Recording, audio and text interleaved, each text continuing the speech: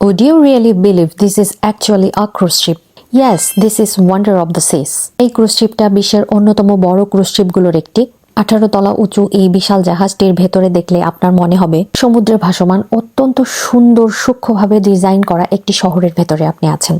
এর ভেতরে পা রাখার সাথে সাথেই আপনি দেখতে পাবেন একটা লাক্সারি শপিং মল, যেখানে থাকবে ব্র্যান্ডেড ব্যাগ, জুয়েলারি, ডায়মন্ড, আরো অনেক অনেক এন্টারটেইনমেন্টস। হাউএভার এন্ট্রান্সে আরো ডিসপ্লে করা ছিল লাল রঙের মাস্টাং এর স্পোর্টস কার, যেখানে কিনা শিপের যাত্রীদের ভিড় ছিল ফটোশুট করার জন্য।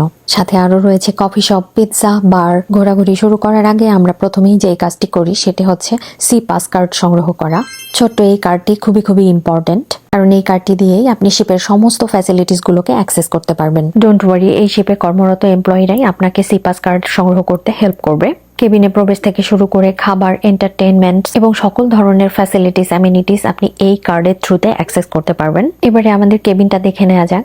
আমাদের প্রত্যাশার চেয়েও আমাদের কেবিনটা অনেক বেশি লাক্সারিয়াস বলে মনে হচ্ছিল, তবে সবচেয়ে আকর্ষণীয় বিষয়টা অপেক্ষা করছিল বেলকনিতে। একবার এই দৃশ্যটা দেখুন, ও মাই গড! এখান থেকে বেসিক্যালি পুরো জাহাজের বিশালত্বটা উপলব্ধি করা যায়।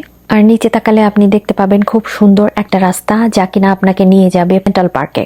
একটা ফ্লোটিং জাহাজের ভেতরেই রয়েছে অনেক অনেক গাছপালা আর সবুজে ঘোরা একটা আস্ত পার্ক।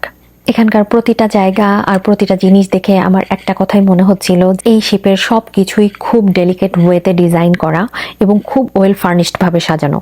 আর এটাই ছিল আমাদের রোমাঞ্চকর যাত্রার মাত্র শুরু।